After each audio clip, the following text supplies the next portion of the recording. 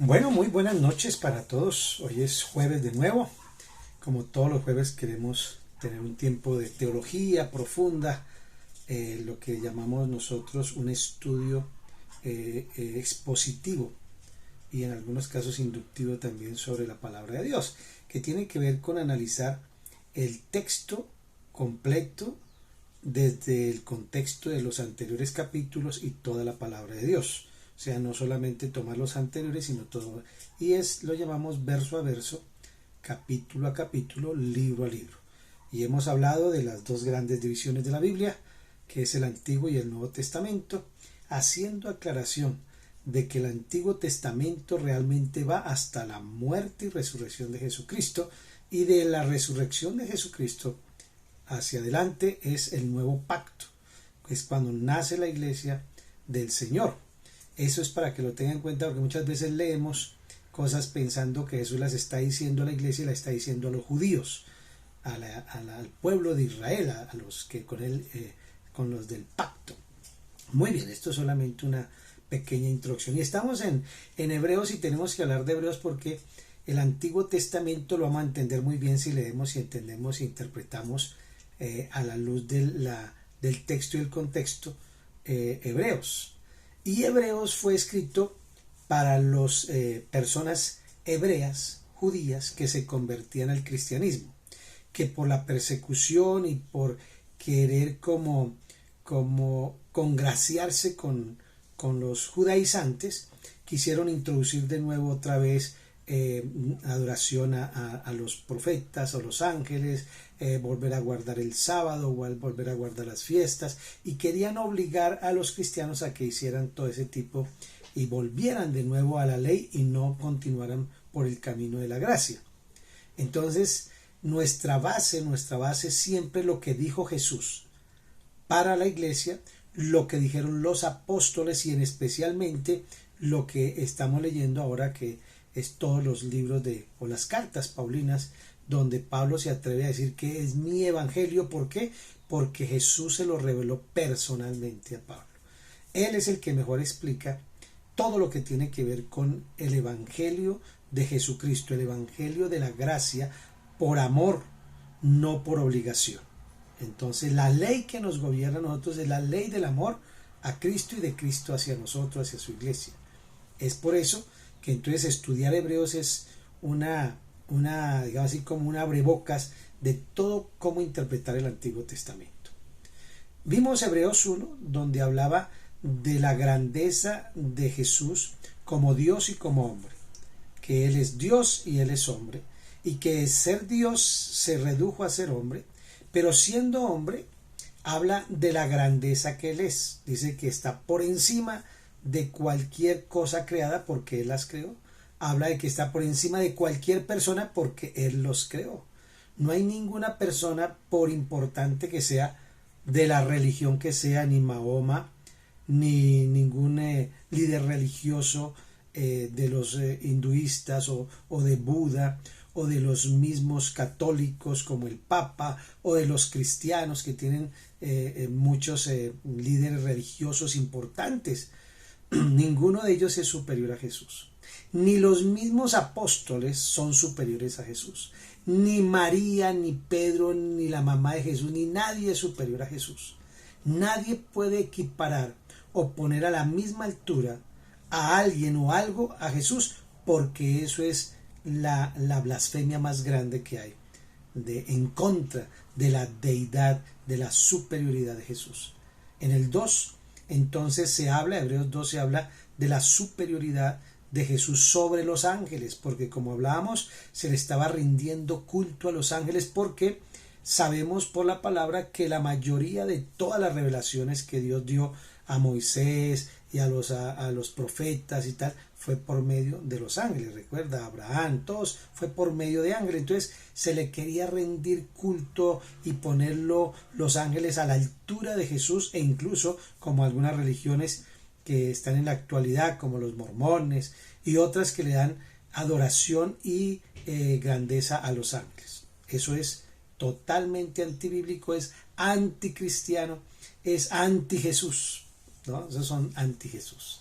Entonces, comenzando con esos dos capítulos, entendiendo el preámbulo de lo que está sucediendo, el escritor de Hebreos, que no se sabe si es Pablo, pero sabemos que es alguien que es muy cercano a Pablo, o puede ser Pablo que le dictó a alguien, pero esta carta no está como las demás epístolas, o esta es más como una predicación, porque viene doctrina, exhortación, como unas 5 veces viene esta situación. Y en este 3, entonces comienza la palabra. Voy a leer esta versión, nueva traducción viviente, el capítulo 3. Viene hablando entonces de eso que hemos dicho, y el 3 dice así: así que, amados hermanos, ustedes que pertenecen a Dios y tienen parte con los que han sido llamados al cielo, consideren detenidamente a este Jesús, a quien declaramos mensajero de Dios y sumo sacerdote, pues él fue fiel a Dios, quien lo nombró, así como Moisés fue fiel cuando se le encomendó toda la casa de Dios. Pero Jesús merece mucha más gloria que Moisés, así como el que construye una casa merece más elogio que la casa misma, pues cada casa tiene un constructor, pero el que construyó todo es Dios. En verdad, Moisés fue fiel como siervo en la casa de Dios. Su trabajo fue una ilustración de las verdades que Dios daría a conocer tiempo después. Pero Cristo, como Hijo, está a cargo de toda la casa de Dios, y nosotros somos la casa de Dios. Si nos armamos de valor y permanecemos confiados en nuestra esperanza en Cristo. Por eso el Espíritu Santo dice: cuando oigan hoy su voz, no endurezcan el corazón como lo hicieron los israelitas cuando se rebelaron aquel día que me pusieron a prueba en el desierto. Allí sus antepasados me tentaron y pusieron a prueba mi paciencia, a pesar de haber visto mis milagros durante 40 años. Por eso me enojé con ellos y dije: su corazón siempre se aleja de mí, rehúsan hacer lo que les digo, así que en mi enojo juré, ellos nunca entrarán en mi lugar de descanso. Por lo tanto, amados hermanos, cuidado, asegúrense de que ninguno de ustedes tenga un corazón maligno de incredulidad que lo aleje del Dios vivo. Adviértanse unos a otros todos los días mientras dure ese hoy, para que ninguno sea engañado por el pecado y se endurezca contra Dios. Pues si somos fieles hasta el fin, confiando en Dios con la misma firmeza que teníamos al principio cuando creímos en Él, entonces tendremos parte en todo lo que pertenece a Cristo. Recuerden lo que dice: cuando oigan hoy su voz, no endurezcan su corazón como lo hicieron los israelitas cuando se rebelaron en el desierto. ¿Y quiénes fueron los que se rebelaron contra Dios a pesar de haber oído su voz? ¿No fue acaso el pueblo que salió de Egipto guiado por Moisés? ¿Y quiénes hicieron enojar a Dios durante 40 años? ¿Acaso no fueron los mismos los que pecaron, cuyos cadáveres quedaron tirados en el desierto? Y dice el 8: ¿y a quiénes hablará Dios cuando juró que jamás entraría en su descanso? ¿Acaso no fue a los que desobedecieron? Como vemos, ellos no pudieron entrar en el descanso de Dios a causa de su incredulidad. Ahí termina el capítulo 3. Aunque el 3 y el 4 se conectan, vamos a ver solamente lo del 3 para poderlo entender. Ok, lo vimos todo ya, ahora vamos a desmenuzarlo. ¿Cómo comenzamos a tratar eso? Y lo vamos a hacer desde la Reina Valera para que tengamos como ese otro lenguaje, ¿no? Que no estamos acostumbrados con la Reina Valera. Por eso me gusta leer varias versiones.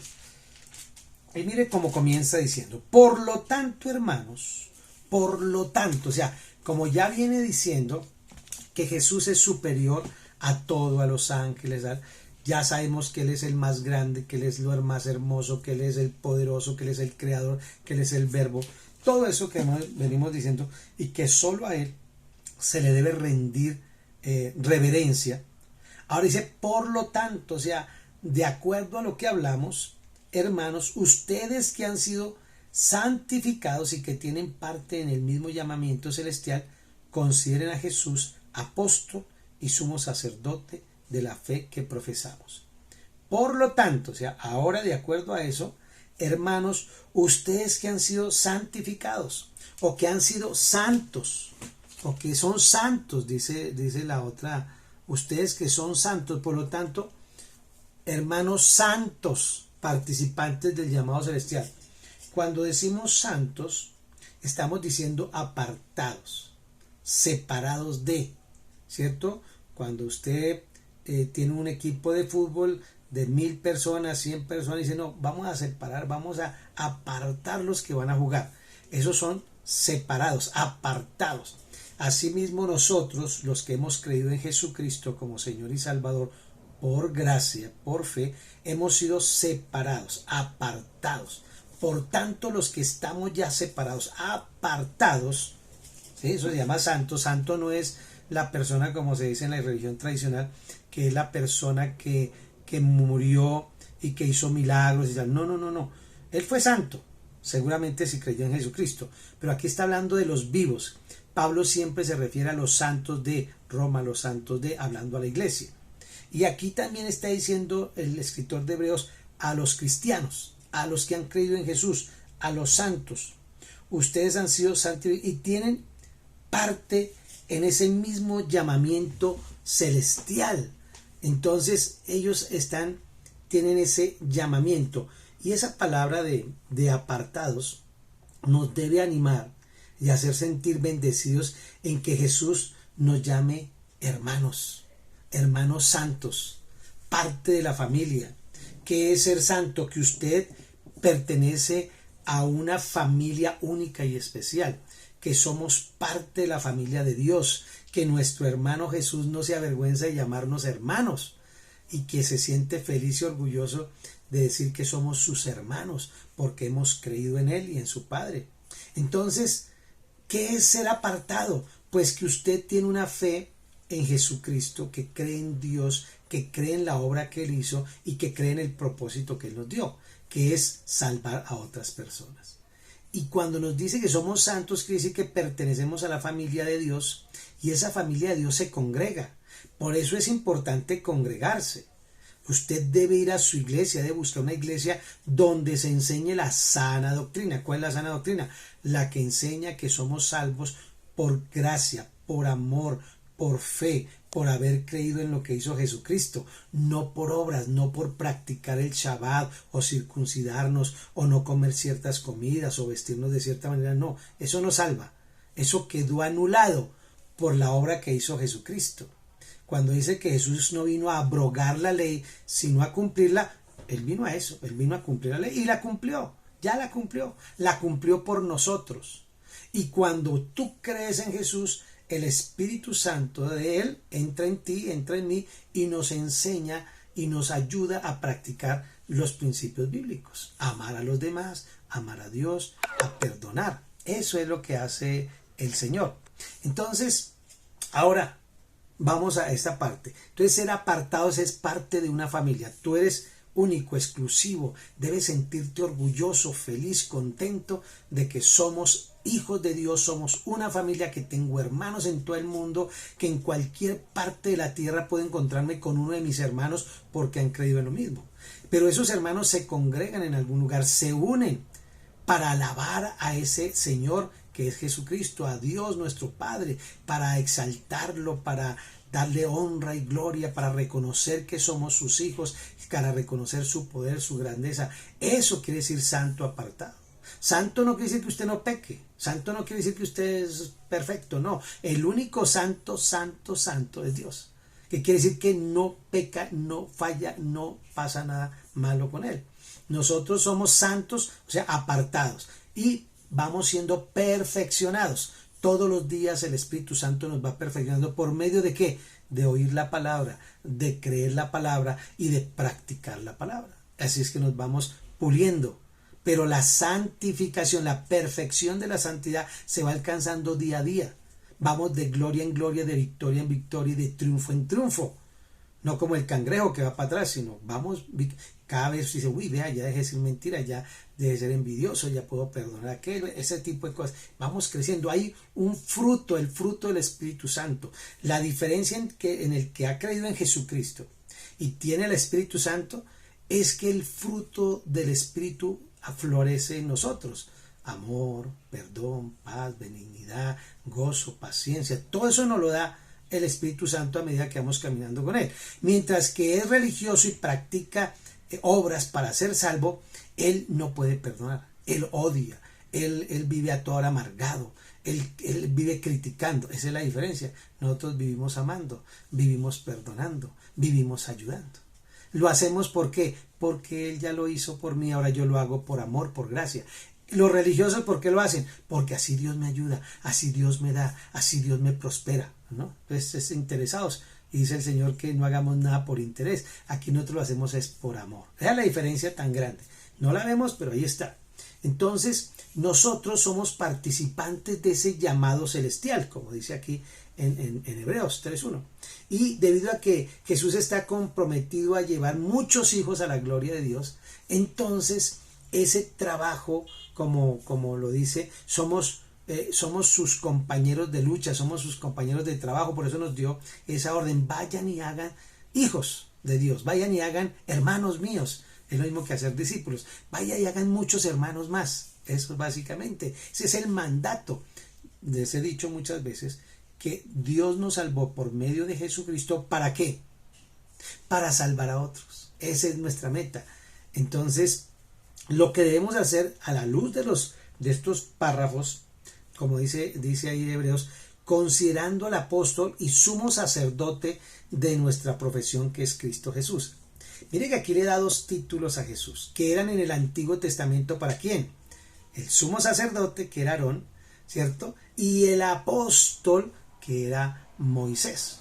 Entonces aquí va a comparar a Jesús con Moisés y compara a Aarón como un excelente sacerdote y compara a Moisés como un excelente misionero o apóstol de Dios, porque Dios, apóstol quiere decir enviado.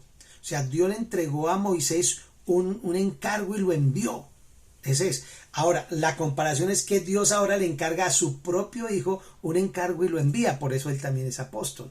Y Aarón le encargó ¿qué? Que fuera el mediador, el que se encargara de escuchar al pueblo para llevarlo a Dios, y que por medio de Aarón él era el intermediario, el sacerdote, el que hacía las veces de mediador, ¿sí?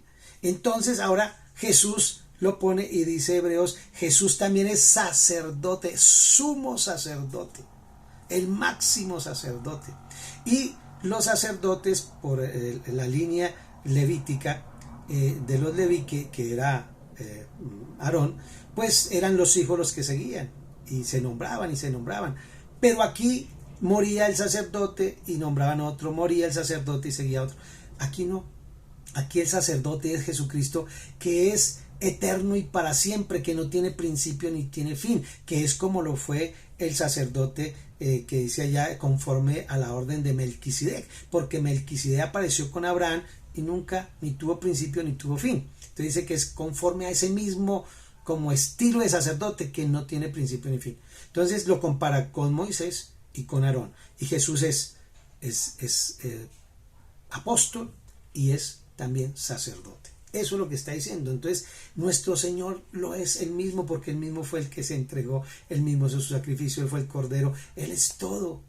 Entonces, aunque Moisés fue excelente, un hombre muy tierno, el Señor lo llama a él como esa persona que es humilde, que es sensible, que era obediente. Él obedeció llevando los mandamientos, sacando al pueblo de la esclavitud de Egipto, pasándola por el desierto.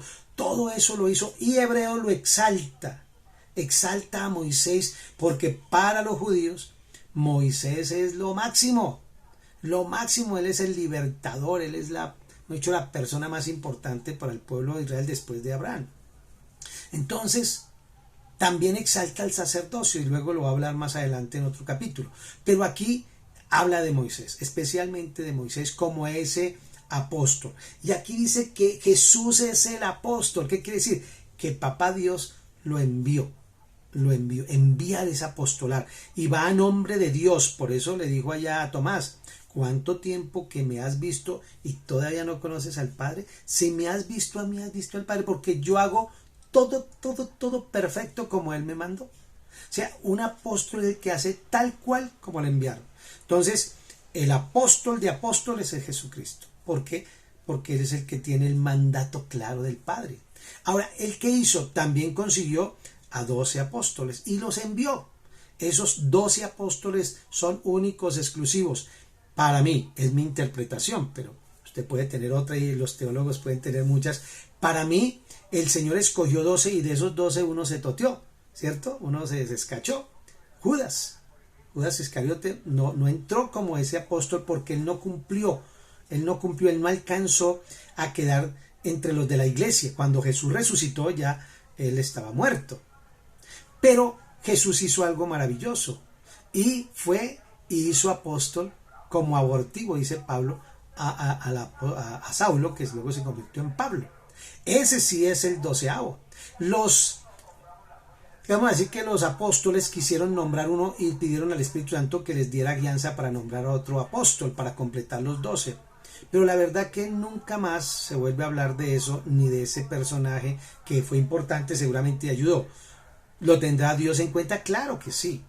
Pero para mí, es mi interpretación, los 12 apóstoles son todos menos Judas y el que llegó a ser los 12 fue Pablo. Eso es mi interpretación. Puedo estar equivocado. Me parece que esa es la más acorde porque tiene que ser apóstol nombrado por Jesús, no por los apóstoles. Ese otro apóstol que nombraron ellos ya es un apóstol de los 11 apóstoles. Es enviado por los 11. Y luego vino Apolos y luego vino todos ellos. Y ellos también fueron apóstoles, claro que sí, pero ya no de los 12. Ellos fueron apóstoles ya en cargo. Ellos tienen el rol, pero no el título. El título únicamente es para los 12, incluido Pablo. De ahí para adelante son apóstoles enviados, o sea, que tienen el oficio, más no el título. ¿Sí? ¿Sí captan eso? Entonces, por ejemplo, yo soy un apóstol enviado de mi pastor. Mi pastor Héctor, por ejemplo, me envió. Entonces yo soy un apóstol de él. Eso quiere decir enviado de él. Y tengo que hacer lo que él me mande, por decirlo así, ¿no? Entonces, han habido miles y siguen habiendo apóstoles. Claro que hay apóstoles, pero no los apóstoles de título como los de Jesús, sino son apóstoles en cargo, o sea, de rol, de trabajo, que hacen el trabajo de apostolado, que es ir como misioneros. Por ejemplo, todos los misioneros son apóstoles. Todos, porque ellos van a llevar un mensaje claro de alguien que los envió. En este caso, todos somos, por decirlo así, unos encargados de llevar el mensaje de Jesucristo. Somos apóstoles, pero no el título como tal, sino el trabajo, el rol. Como por ejemplo, el trabajo de pastor. Pastor no es sino Jesús. Y nosotros somos ayudantes de ese pastor, pero como rol, como trabajo lo hacemos, pastoreamos. Pero el del título solamente es Jesús. ¿Sí? ¿Sí captan eso? Más o menos para que lo puedan entender. Los papás, el papá es el papá. Pero si de pronto se ausentó, murió, queda el hijo. No es el papá, pero toma el rol, toma el trabajo. Lo que hacía el papá lo hace, trabajar, ayudar. Pero no es el papá, pero asume el rol, el trabajo. ¿Sí captan? Entonces los 12 apóstoles, no hay más apóstoles que ellos, porque fueron los que Jesús nombró con Pablo, no más. De ahí para adelante, apóstoles de Jesucristo no hay sino 12, ¿entienden? Apóstol de Dios no hay sino uno, Jesús, que es el que está nombrando acá. Apóstoles de los apóstoles hubieron miles que ellos enviaban, ¿se me entiende? Y apóstoles hoy por ahí hay muchos, pero como rol, como oficio, como trabajo, como servicio, pero no como título, ¿ok? Entonces, Jesús es nuestro apóstol, él es el apóstol. Entonces que consideremos, dice, consideren ustedes que se están desviando, dándole más honor a los líderes de la región o de Israel, como Moisés o como Aarón o como el que sea. No, consideren, si él fue fiel, si Aarón y Moisés fueron fieles, consideren a Cristo, que es Hijo de Dios, el mismo Dios, consideren eso, y Él es más que Él, porque Él es el Hijo. Y Él es el sumo sacerdote, Él es el apóstol, Él es todo. Entonces dice, consideren eso, que es más valioso Jesús que el mismo Moisés, que Abraham, o que David, o que cualquier otro, o que Juan, el que sea. Entonces esa es la idea, considerando al sumo sacerdote. Jesús también, no solamente el apóstol, que es de Dios, sino también es el sacerdote ¿de quién? De Dios. Él fue el que lo envió. Él es el sacerdote. Y entonces Jesús se considera el máximo y sumo sacerdote para todos los seres humanos, no solo para los judíos ahora, sino para toda la tierra, para todo ser humano. Entonces, el mensaje queda claro.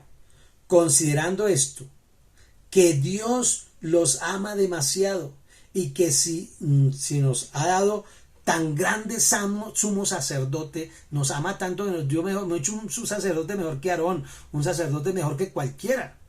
Entonces que consideremos a ese sumo sacerdote, honrémoslo, démosle gloria y honra porque es superior a Aarón, superior a Moisés, superior a cualquier otro sacerdote.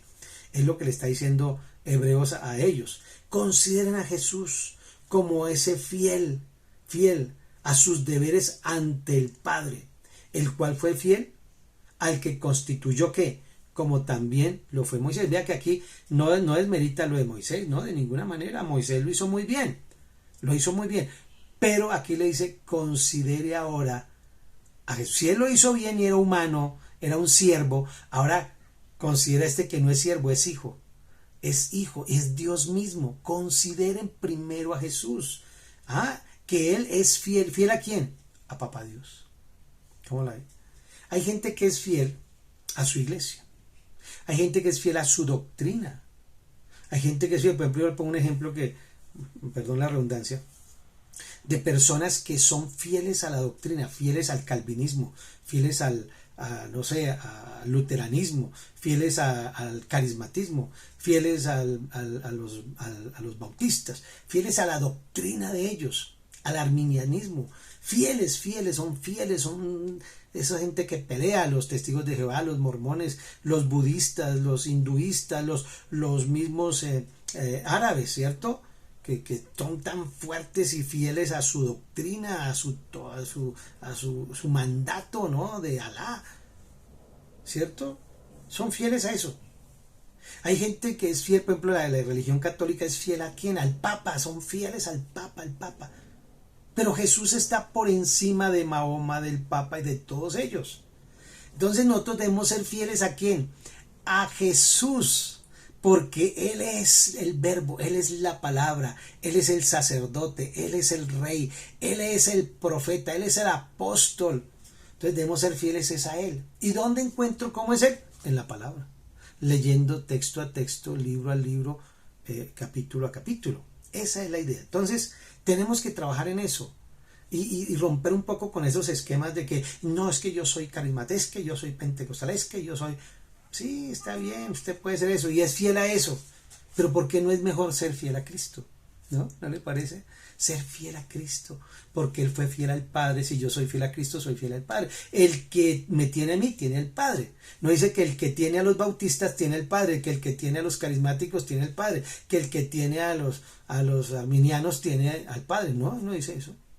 De hecho, cuando lleguemos al cielo, como decía el pastor Héctor Pardo, Dios no le va a decir, bueno, ¿y usted en qué iglesia se congregaba y tal? No. Allá le va a preguntar si usted creyó en Jesús. Eso es todo. No va a preguntar si usted fue fiel, si fue ujier, o si fue cantante, o si fue el que pidió la ofrenda, o el que barría la iglesia. No, está bien, si lo hace está chévere. No es por eso que somos salvos. No es por eso que recibimos méritos. De pronto del pastor o de la iglesia, pero no de Dios. Nosotros lo hacemos por amor a Él. Entonces, Moisés fue especial y recibió halagos de Dios, pero Jesús es superior a Moisés, superior, porque es el Hijo, no es por otra cosa. Entonces, dice acá en el 3 del 3, de hecho Jesús ha sido estimado digno de mayor honor que Moisés, así como el constructor de una casa recibe mayor honor que la misma casa.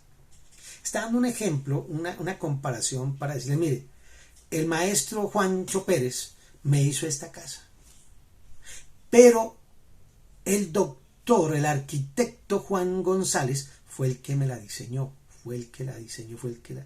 Él es el que hace. En el caso de Jesús, Jesús es el arquitecto, diseñó la casa y también hizo la casa. Hizo la casa. Entonces, Moisés, ¿qué fue? Un buen siervo, un buen maestro. Claro que sí. Cumplió con todo lo que le mandaron. Ahí se escachó en algunas cositas. Esas no las nombra Hebreos. Mire que no habla mal de que él, por ejemplo, que a él le faltó y no entró a la tierra prometida, que golpeó la roca en lugar de hablarle. Bueno, una cantidad de cosas. Todo eso no lo habla. Habla de lo bonito y eso es lo hermoso de la palabra. Se fija en lo bonito y no en lo feo. Y ahora, aunque se fija en lo bonito, sin embargo dice, pero Jesús es mucho más que él. El arquitecto, el constructor es Jesús.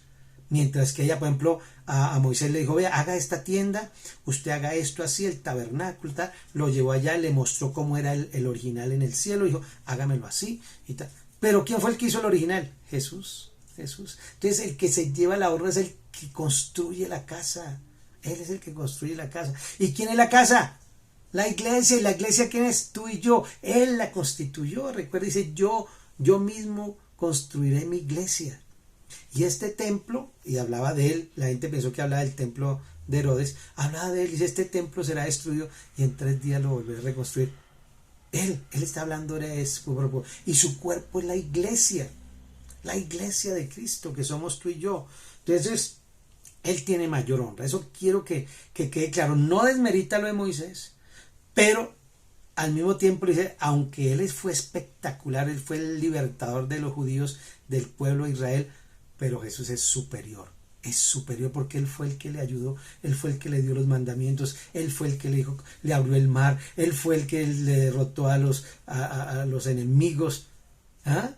Él fue el que le dio agua de la roca, él fue el que, todo se lo dio a él, todo, la nube, la columna de fuego, todo se lo daba a Jesús. O sea, es superior el que le da que el que estaba recibiendo, ¿cierto? Entonces, digamos que si retenemos firme hasta el fin esa confianza, y esta palabra de que si retenemos, que es porque dice 4, porque cada casa tiene su constructor, pero el constructor de todo es Dios. El constructor de todo es Dios, o sea que mayor honra es Dios. Dice 5, Moisés fue fiel como siervo en toda la casa de Dios para dar testimonio de que Dios daría en él fruto. Pero Cristo, en cambio, es fiel como hijo. Cristo es fiel como hijo, no como empleado, no como siervo, al frente de la casa de Dios. Y esa casa, mire lo que dice acá el verso 6, y esa casa es que el templo, no, esa casa somos nosotros, con tal de que mantengamos nuestra confianza y la esperanza que nos enorgullece. Entonces, aquí le está dando honor a Jesús, pero luego tira la pelota hacia el otro lado y habla también de la casa. La casa es importante y está hablando de ustedes, iglesia, ustedes son importantes, ustedes son la casa de Dios, ustedes son la casa del Señor, Él mora en ustedes, Él vive y habita en ustedes, y todo esto va a suceder si ustedes creen. Si no creen, ¿cómo? El pecado imperdonable, recuerda que hemos hablado, es el no creer en Jesucristo. Es el pecado. Si el que no cree en Jesucristo, por más buenas obras que haga, de nada le van a servir. De nada le van a servir, porque tienes que creer en Jesús. Tienes que creer en Jesucristo. Esa es la clave. Entonces, ¿la casa quiénes somos? Nosotros. Una casa hecha no con mano humana, sino hecha directamente por Dios. Jesús dijo, yo mismo reconstruiré mi iglesia. Él es el que la va a construir. Entonces la perfeccionará, y dice allá en Filipenses 1:6, dice, y la perfeccionará hasta el día en que venga Jesucristo. O sea, todos los días nos va, ¿qué? El Espíritu Santo nos va perfeccionando, nos va haciendo mejores. Esa es la idea. Mire lo que dice en 1 Pedro 2:4-5, dice que somos edificados como casa espiritual. Una casa espiritual. Dios tiene una obra que edifica a través de su pueblo. Tal como uno construiría una casa, Dios va construyendo esa casa. Dios la está construyendo todos los días. Cada vez que se une una persona nueva, un hermano nuevo a Cristo, va creciendo esa casa. Allá en Hebreos, todo lo que es del 7 al 11, es como, habla como como todo lo que dice en el Salmo 95, del 7 al 11. Todo tiene que ver con eso. Dice, por lo cual, aquí está diciendo, por lo cual, como dice el Espíritu Santo. ¿Quién lo dijo? Toda la palabra es inspirada por el Espíritu Santo. Si oyes hoy su voz, no endurezcas vuestro corazón como en la provocación. Allá en el desierto, ellos empezaron a decir, ay, vea, nos sacaste allá de Egipto, allá teníamos por lo menos, nos daban juguete y todo, pero nos daban comida. Ay, nos trajiste a morir en el desierto. Y no hacían sino quejarse. Uy, se quejaban que por la comida, que por el vestido, que por todo se quejaban. E incluso cuando Moisés se demoró en bajar con la que Dios le está dando las leyes, hicieron un becerro de oro. Y el sacerdote, el hermano de Moisés, Aarón, les construye que es que un becerro de oro, ¿verdad? Terrible, y todos se inclinaban, ay, gracias becerrito por habernos sacado de Egipto, cuando Dios mismo les abrió el mar, Dios les mandó las plagas, los protegió de la muerte. No, esto es increíble. ¿Cómo es posible que Dios haga tantos milagros contigo y conmigo y que nosotros al final le echemos la culpa? Ah, no, fue la medicina, ah, sí, fue el rieguito ese, ah, sí, fue esa matita, ah, fue ese remedio, ah, fue ese médico, y le quitamos la gloria a Dios. Terrible, así le pasó a ellos. Entonces está diciendo, ¿cómo es posible? Por eso dice, si hoy oyes la voz de Dios, hoy, entonces no endurezcas tu corazón, porque estos hebreos, estos judíos que se han vuelto cristianos se estaban convirtiendo en corazón duro. ¿Y cómo se hace un corazón duro? Cuando tú comienzas a mezclar la gracia con obras, a guardar el sábado, pero creer que es salvo por gracia, a circuncidarse, pero que a guardar la fiesta del tabernáculo, a vestirse así, pero que es por gracia. O sea, mezcla, empieza a endurecer el corazón de la persona. Y luego dice, no, yo pequé, pero ¿sabe qué? Como guardo el sábado, no hay problema, no hay problema. Todos los que practican obras, váyase a la cualquiera religión. Entonces, ay, yo como pequé, pero voy a misa, entonces ya. Ay, yo como pequé, entonces llevo un diezmo y ya. Eso son obras, eso no es así que Dios manda. No endurezcan sus corazones, como en la provocación en el día de la tentación. Recuerde que allá habla en Números 14, habla sobre todo lo que pasó y todas las muertes que murieron más de 3,000 personas. 3,000 personas. Y vieron, entonces, dice, ¿cómo es posible? Vieron mis obras, como yo los saqué de Egipto, como no. Eso da tristeza después de todo lo que Dios ha hecho y cómo le pagan, ¿no? Mire lo que dice entonces el versículo, que no endurezcan su corazón, como dice acá. Ahora dice el 12, cuídense, hermanos, de que ninguno de ustedes tenga un corazón pecaminoso e incrédulo que los haga apartarse del Dios vivo. Cuídense ustedes. Y no está diciendo, hay dos cosas. Una es que cuídense de no apartarse de Dios. O sea, una persona puede tener el Espíritu Santo, ser sellada, tener vida eterna, no morir, pero se puede apartar y puede irse para el mundo. Puede ser engañada por Satanás por practicar obras de la ley, por querer ganar con indulgencias ajenas. No, usted debe creer que Jesucristo está de tu parte, que Él te ama, que Él es fiel, porque fiel es Dios. Y entonces se va endureciendo el corazón y se van apartando y van quedando afuera. Dice, incrédulos que haga apartarse del Dios vivo y se van para donde un Dios muerto, un Dios que ya no tiene poder. Y es lo que estaba pasando. Entonces, no, que no haya en ninguno de ustedes corazón malo de incredulidad.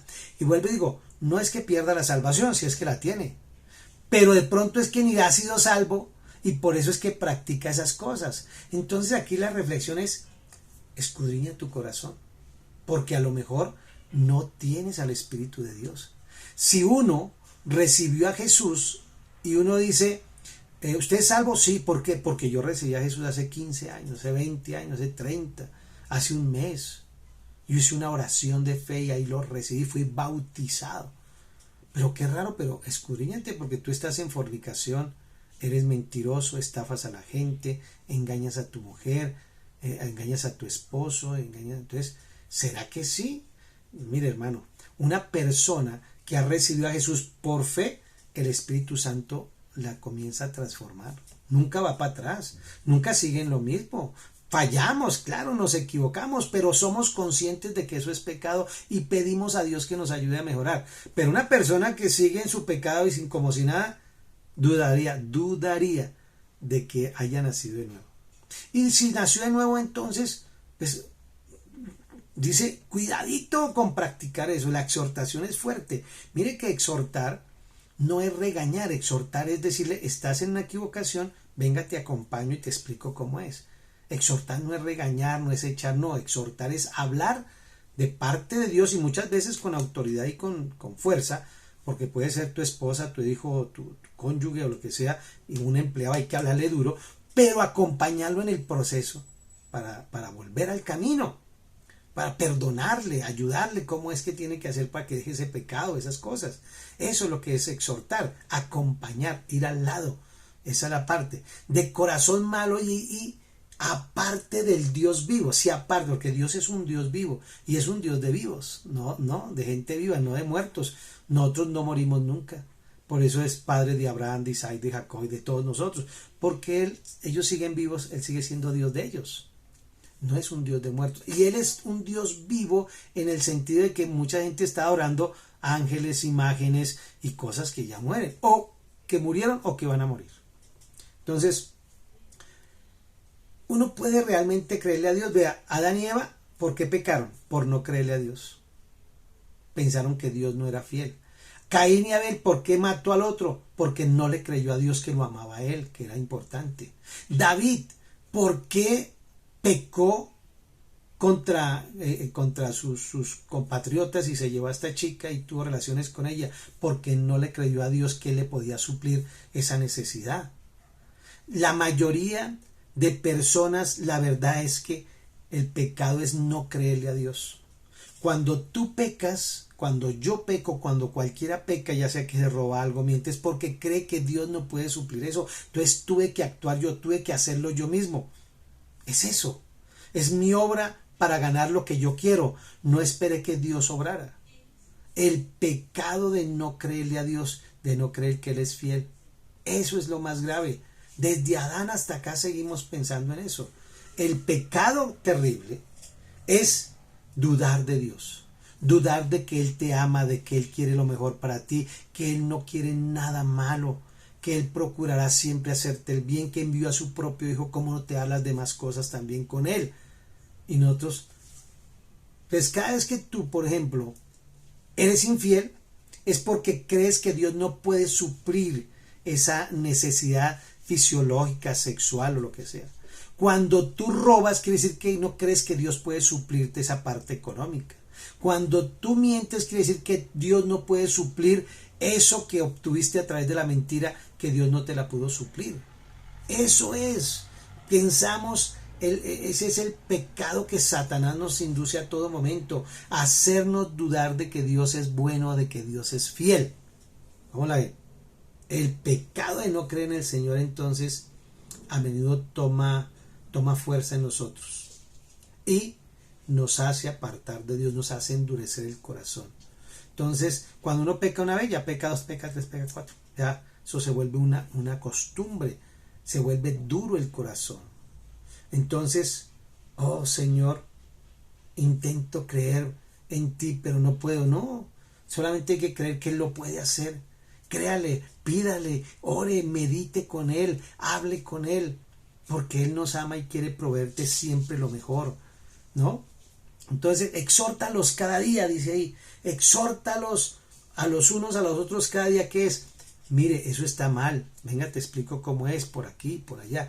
Vuelvo y digo, exhortar no es regañar, ni insultar, ni tratar mal a otro, es decirle, esto está mal y eso no se debe hacer porque eso trae consecuencias, venga, te explico cómo lo hacemos.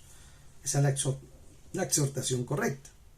Entonces, el pecado de la incredulidad tiene una raíz muy profunda, muy profunda. Digamos que comienza con duditas chiquitas, mentiritas chiquitas, pero va creciendo y se vuelve una raíz de amargura. Mientes, engañas, ya no quieres perdonar, te vuelves apático, te quieres aparte, no quiere ir a la iglesia, no quiere congregarse, no quiere hablar con nadie. Por eso es importante, cuando estés en alguna situación de pecado, busca a Dios, pero busca un consejero, busca a tu pastor, busca a una persona que tenga un corazón de fiar. Y háblale tu corazón y cuéntale para que Él te ayude.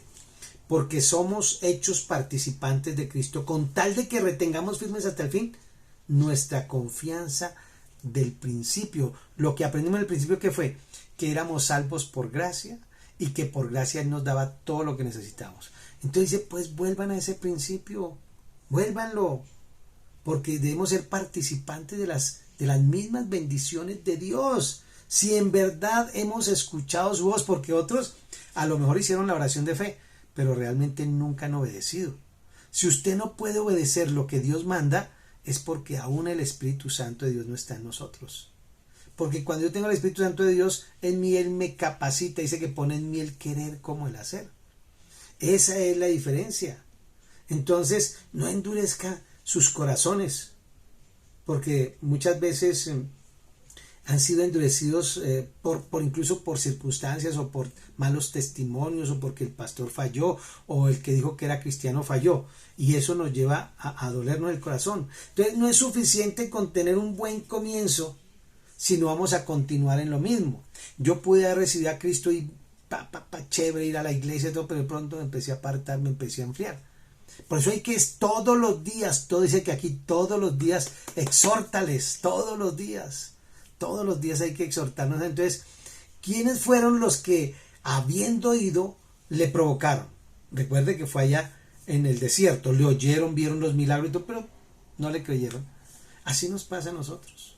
Vemos que el Señor nos sanó, nos restauró todo, y ahora no le creemos porque no nos consiguió lo que queríamos, lo que pedíamos, o el caprichito. Entonces, ellos no entrarán en el reposo. 11 veces el libro de Hebreos, en el capítulo 3 y 4, se habla de entrar en un reposo. Y recuerde que Jesús dijo, si están cargados, cansados, fatigados, vengan ¿a quién? Vengan para el sábado y yo los haré descansar. No dice, vengan a mí, porque Él es el reposo, Él es el descanso, Él es el Shabbat. Cuando venimos a Cristo, nosotros entramos en un sábado permanente, o sea, en un Shabbat permanente. En Cristo reposamos de todo, descansamos en Él, sabiendo que Él hace lo mejor para nosotros. Esa es, reposar es creer que Él lo va a hacer, creer que Él tiene cuidado de mí, creer que Él va a resolver. Yo sigo siendo diligente, yo sigo haciendo mis cosas, pero descanso es que no me afano, no me voy a angustiar, porque Él sabrá cómo lo hace, ¿cierto? Y vemos que no pudieron entrar a causa de ¿qué? De la falta de fe. No le creyeron que Jesús era bueno, no creyeron que Dios era proveedor, no creyeron que Dios era sanador, no creyeron que Dios nos iba a ayudar. Esa incredulidad, mencionada en Hebreos 3:19, la incredulidad vino primero, después la desobediencia. En el libro allá en Números, cuando ellos empiezan a desobedecer, no le creen a Dios que Él les iba a dar comida, que los iba a sacar del desierto, los iba a llevar a la tierra prometida. Después de que vieron tantos milagros, esa incredulidad les impidió entrar. No, a ellos les impidió entrar a la tierra prometida. Nosotros no tenemos promesa de tierra prometida, ¿sabían eso? Eso era para los judíos. Nosotros, la iglesia, no tenemos tierra prometida. Jesús dijo, esta tierra de aquí no es mi reino. Mi reino es ¿de dónde? De los cielos. Nosotros, la promesa que Dios nos hace a la iglesia, a los nacidos de nuevo, a los cristianos, a los hijos de Dios, a los que hemos aceptado a Jesús, que Él vive en nosotros, nos prometió el reino de los cielos. Nos prometió un reino, ¿qué me llama eso? Un cielo, un paraíso. No nos prometió esto. Y hablábamos este domingo que da tristeza que la gente no quiere morirse, no quiere irse para su casa, quiere quedar acá en este lugar de dolor, de tormento, de sufrimiento. Ahora, lógicamente, cuando Dios nos quiera llevar, pero es que de verdad nosotros deberíamos estar anhelando irnos con el Señor, y por el contrario, anhelamos que nos deje acá, que no nos vaya a mover de la tierrita. Es terrible, ¿no? ¿Sabe por qué? Porque no valoramos lo que Dios nos ha dado, su reino, su paraíso, la eternidad, vida libre de enfermedad, de pobreza, de tristeza. No la valoramos, por eso. Entonces preferimos esta tierra con dolor, angustia, soledad, rechazo, caos, pleitos, todo. Nos gusta más esto. Es increíble. Ay, Dios mío, cómo nos han dañado la mente el enemigo y las religiones. Porque las religiones te prometen casas, prosperidad, carros, todo. Entonces, no, pues yo me quedo acá. Es más, nos han hecho creer que es que en el cielo no vamos a tener nada. ¿Y es que voy a hacer al cielo? Allá no hay carritos, no hay casa, no hay celular. Cuando todos los diseños de lo que Dios da para que desarrollen la tierra, los hizo primero él allá en el cielo. El celular y todo lo desarrolló primero, los aviones, todo se desarrolló primero en el cielo y luego se lo entrega a los seres humanos. Todo. O sea, al cielo no vamos a tocar arpa, ¿no? Allá hay muchas cosas que hacer. Seguramente Dios ya tiene eso bien cuadradito. Entonces, el fracaso de Israel fue no creerle a Dios que él iba a seguir protegiendo. Les puso la nube, les puso todo y no creyeron. Por eso se demoraron 40 años. El traslado de donde salieron allá de Egipto a la tierra prometida era de 12 días, o póngale una semana, 2 semanas, póngale hasta un mes. ¿Y sabe qué? Porque eran hartos. Pero como se volvieron rebeldes, el Señor dijo, esta gente no puede pasar, no va a pasar ninguno de ellos. Y todos murieron en el desierto, todos hasta Moisés. ¿Por qué? Por incredulidad, por no creerle a Dios. Pues es que es triste que alguien que te haya hecho, te dio el milagro de la vida, te has pedido que todo lo que te ha dado, todo te dio la vida eterna y tú dudas de que te va a dar para la universidad, dudas de que te va a dar para el viaje, dudas de que te va a sanar, duda, no, tampoco. Da dolor a Dios, dice, por favor, Hebreos dice, por favor, valoren la fidelidad de Dios, no como esa gente de allá que fue terriblemente dolorosa, tristemente como dudó de Dios. No hay cosa más dolorosa que duden de una persona. Por ejemplo, uno como papá, que los hijos duden de algo que uno les dice, o que su cónyuge dude. Es terrible. Entonces, eso es. ¿Cómo la ven? Muy bien. Entonces terminamos con esto. Y dice acá, como vemos, ellos no pudieron entrar en el descanso de Dios a causa de su incredulidad. Y nosotros sí. Vamos a seguir creyendo. Vamos a seguir confiando en el Señor. Créale, Dios es bueno y fiel. Él no está para juzgarte, ni para condenarte, sino para ayudarnos. Gracias, buen Dios, por este tiempo. Que esta carta de Hebreos 3 nos llene, nos satisfaga y nos haga sentir confiados y seguros en ti. Amén.